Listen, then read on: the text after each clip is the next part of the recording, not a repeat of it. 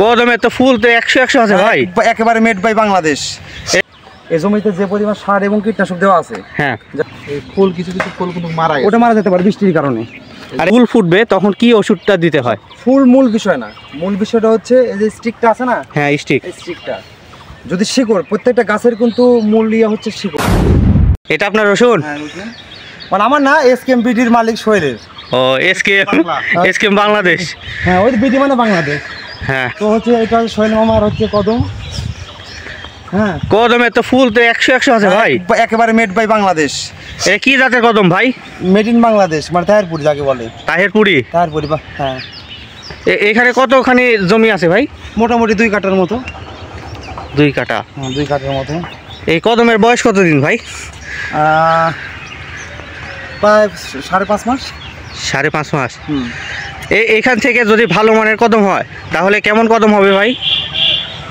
যে সুন্দর ফুল হয়েছে তো, তাও 2 কাঠাতে 16-18 কেজি।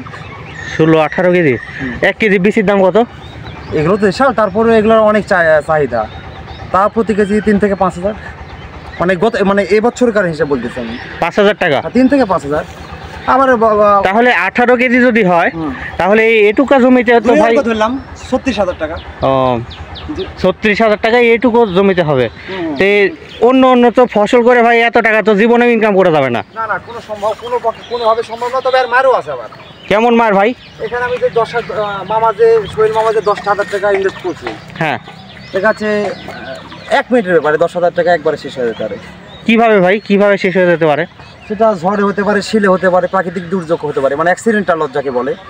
অ্যাক্সিডেন্টাল লস আছে। ইভেন দেখেছে একদিন একটা ওষুধ দিতে আসলাম, মামা দিতে আসলো সোহেল, ভুল করে একটা দিয়ে ফেললো, সব নষ্ট হয়ে যাবে।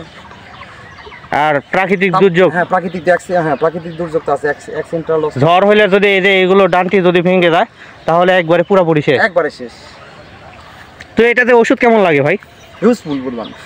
এই 2 কাঠা জমি মানে দেখা যাচ্ছে যদি পেঁয়াজ করি তাহলে 1 বিঘা মাটি পেঁয়াজ করা যাবে। এই জমিতে যে পরিমাণ সার এবং কীটনাশক দেওয়া আছে, হ্যাঁ যে পরিমাণ মেধা বা পরিশ্রম দিতে হয়েছে, ওইটা দিয়ে দেখা যাচ্ছে 1 বিঘা পেঁয়াজ করা যাবে। তাহলে তো খরচ আছে ভাই অনেক। প্রচুর খরচ। আমার একটা প্রজেক্টে তো মোটামুটি 3 লক্ষ প্লাস খরচ হয়েছে, শুধু একটা প্রজেক্টে, 1.5 বিঘার প্রজেক্টে। তো এই অত্র অঞ্চলের মধ্যে ভাই আপনি কিন্তু এই হচ্ছে কদম চাষ করে ব্যাপক সারা ফেলছেন ভাই। এখন এটা একজনের ইচ্ছা, এটা কিন্তু আর অন্য কেউ পারেনি ভাই। তো আপনার কদম কবে দেখাবেন ভাই? সম্ভবত আজকেই। ঠিক আছে ভাই। আর এটাতে কি পরিমাণে হচ্ছে কি ওষুধ দিতে হয় ভাই? এইগুলো মানে যখন ফুল ফুটলো, একটা দর্শক আমাকে প্রশ্ন করছিল, এখানে যখন ফুল ফুটবে তখন কি ওষুধটা দিতে হয়? ফুল মূল বিষয় না, মূল বিষয়টা হচ্ছে এই যে স্টিকটা আছে না, হ্যাঁ স্টিক, এই স্টিকটা যদি শিকড়, প্রত্যেকটা গাছের কিন্তু মূল ইয়ে হচ্ছে শিকড়। হ্যাঁ শিকড় যদি সঠিকভাবে খাবার না উঠাতে পারে, হ্যাঁ, তাহলে এই ফুলের কোনো মূল্য নেই। মানে আসলে ফুলে বীজ হয় না, বীজ হয় আবহাওয়া এবং স্টিকেই। কারণ ফুল তো স্বাভাবিক একটা জিনিস। হ্যাঁ হ্যাঁ। এখন আবহাওয়া যাচ্ছে নর্মাল, একরকম ওষুধ দিতে হবে।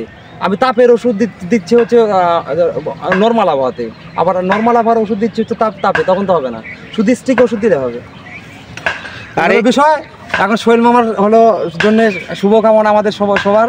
হ্যাঁ, এটা ফার্স্ট টাইম হচ্ছে কদম করছে। ওই যে আমাদের বড় ভাই, আসসালামু আলাইকুম ভাই, লুলু ভাইয়া, অনেক ব্যস্ত একজন মানুষ। কিন্তু একটা জিনিস দেখা যাচ্ছে সঞ্জয় ভাই, হ্যাঁ, এই ফুল কিছু ফুল কিন্তু ওটা মারা যেতে পারে বৃষ্টির কারণে। আর এখানে পরাগায়নের ভিতরে কি ভাই, পরাগায়ন কিভাবে হয়? পরাগায়ন এমনি মানে বৃষ্টির পানিতে প্রচুর হিউজফুল পরিমাণে হরমোন থাকে। বৃষ্টির পানিতে পরাগায়নটা হয়। এই ফুলের উপর যদি হালকা একটা বৃষ্টি হয়, হ্যাঁ, তাহলে পরাগায়ন 100% মানে অটো পরাগায়ন হবে। কিন্তু আগে তো দেখতাম যে ভাই ওই যে মৌমাছি দিয়ে, ওটা আসলে ওইরকমই জানে। আগে তো এমনি প্রাকৃতিকভাবে মৌমাছি আসতো, তারপরে যখন মৌমাছি আসলো না তখন দেখা যাচ্ছিল মানুষের যে খামারের মৌমাছি যেটা বলে, হ্যাঁ, ওটা এনে দিত মানুষ। কিন্তু এখন তো আর দেখা যায় না যে এগুলো ওই মৌমাছির বিষয়টা। হাত ছোঁয়া দেয় ভাই? হ্যাঁ, হাতে যে পরাগায়ন করে, হাত দিয়ে পরাগায়ন। তো আচ্ছা, সোহেল ভাইয়ের জন্য শুভকামনা রইল। আচ্ছা, ঠিক আছে ভাই, চলেন।